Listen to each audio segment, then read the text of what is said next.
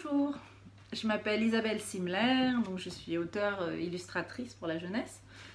Donc aujourd'hui je vais vous lire un extrait d'un album que j'ai illustré et écrit qui s'appelle Mon chat sauvage, donc dans lequel je me suis amusée avec un animal qui revient souvent dans mes albums, parce que c'est le premier album que j'ai fait s'appelait Plume. Il y avait déjà un chat noir aux yeux jaunes et il revient assez souvent au fil de mes albums. Alors même quand je parle d'un escargot, il y a toujours un chat qui est dans les parages.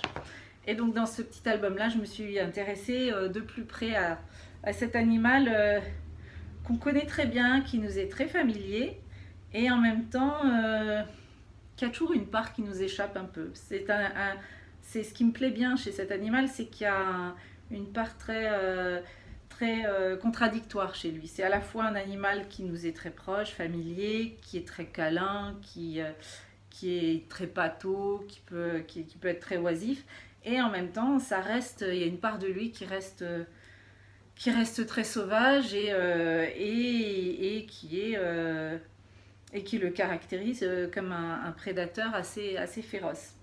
Voilà, donc dans ce livre-là, je me suis amusée à mettre en regard ce côté contradictoire et ambigu qu'il y a chez le chat. Donc le texte le décrit dans ce qu'il a de plus sauvage. C'est un texte qui est plutôt assez précis, objectif, scientifique, on va dire, et qui décrit le prédateur qu'il est et tous les attributs qu'a ce redoutable prédateur. Et en regard, je me suis amusée à dessiner le chat dans des positions complètement affalées, dans ce qu'il a de plus oisif en fait. Donc voilà, je me suis vraiment amusée à jouer entre le rapport du texte à l'image. Donc je vais vous lire un extrait. Alors, mon chat sauvage. Mon chat est un animal sauvage. Tout comme le lion, le tigre ou le jaguar, le chat appartient à la famille des félidés. C'est un féroce carnivore. Alors à chaque fois en bas de page, je précise des petites astérix qui précisent justement l'aspect un peu plus scientifique.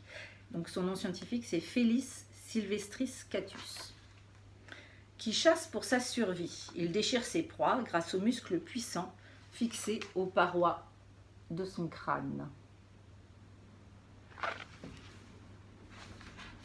Lorsqu'il court, sa vitesse de pointe peut atteindre 50 km/h. Son corps athlétique le propulse. Il peut courir 100 mètres en 9 secondes seulement.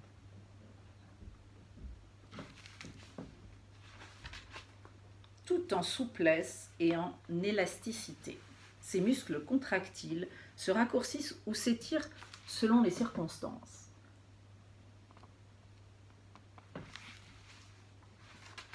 Rien n'échappe à ce vigilant observateur.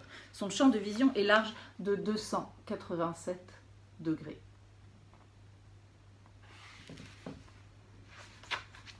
Le jour, il perçoit les couleurs en tons pastel.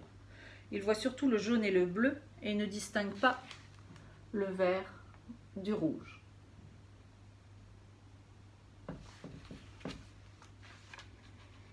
La nuit, impitoyable, il se tient aux aguets. Sa pupille se dilate et sa rétine agit comme un miroir qui renvoie la lumière. Cet épieur nyctalope voit tout dans l'obscurité. Voilà, je vous laisse découvrir la suite.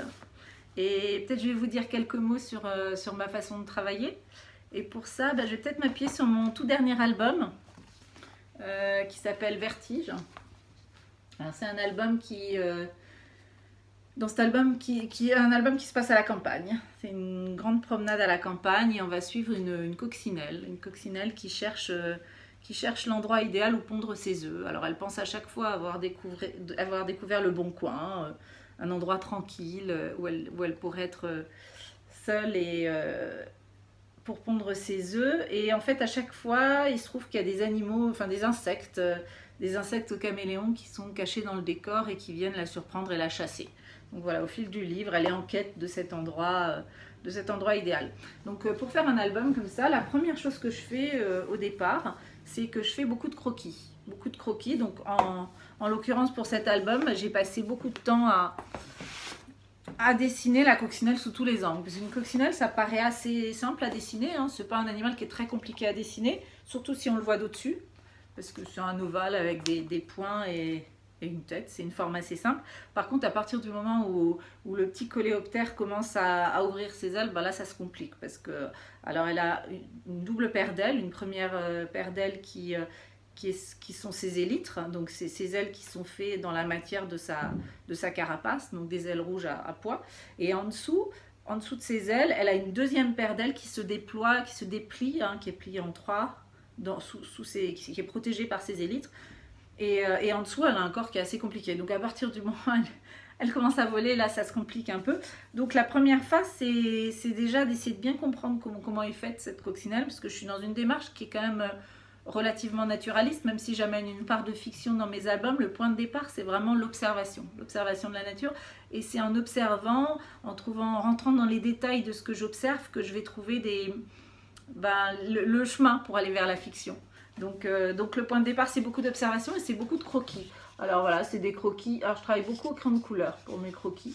Des croquis donc de la coccinelle un peu sous tous les angles. Là, j'en ai retrouvé quelques-uns. Donc voilà, pour ce livre-là, ça a été beaucoup de croquis de coccinelle, d'insectes aussi. Alors des insectes, j'en ai dessiné aussi beaucoup parce que c'est un animal qui revient souvent dans mes livres aussi. J'aime beaucoup dessiner les insectes. Alors les croquis, ça peut être sous forme de carnet aussi. Alors là, je vous ai retrouvé un petit carnet dans lequel j'ai dessiné beaucoup d'insectes. Donc voilà, tous ces croquis préparatoires, ce sont des croquis qui sont réalisés la plupart du temps au crayon de couleur et au stylo fin. Et ensuite, une fois que j'ai fait cette part de recherche et que j'ai fait mes dessins qui partaient dans tous les sens et que l'idée du livre commence à se construire avec une trame narrative, alors là, je commence à mettre les choses à plat en faisant un chemin de fer. Alors le chemin de fer, c'est un peu le brouillon du livre.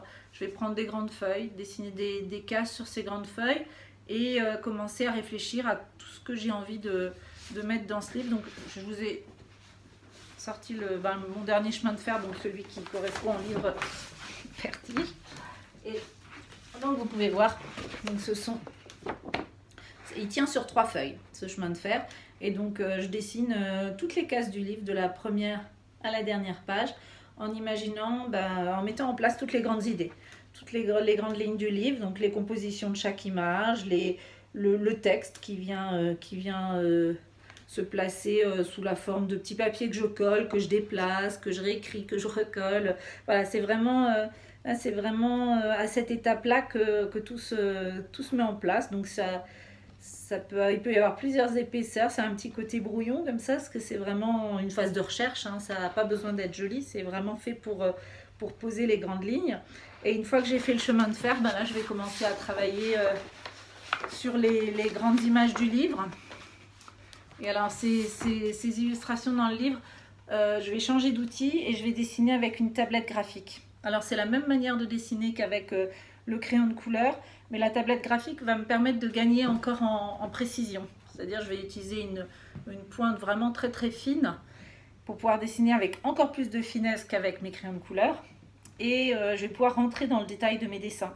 C'est-à-dire si je veux dessiner une partie de l'image, je vais pouvoir zoomer. Par exemple, si je veux dessiner l'œil de la coccinelle, je vais pouvoir agrandir ma coccinelle et vraiment rentrer dans le détail. Donc c'est un outil, la tablette graphique, qui permet de gagner vraiment en précision et cette idée me plaît bien. Alors je continue à beaucoup aimer dessiner au crayon de couleur aussi, donc il y a vraiment les deux phases dans mon travail. La phase sur papier qui est vraiment la phase de recherche et d'élaboration, et ensuite la phase de réalisation qui elle se fait plutôt à la tablette graphique. Voilà. Je vous remercie pour votre attention et j'espère que je vous aurai un peu éclairé sur ma façon de travailler et je vous souhaite de beaux moments de lecture. Au revoir.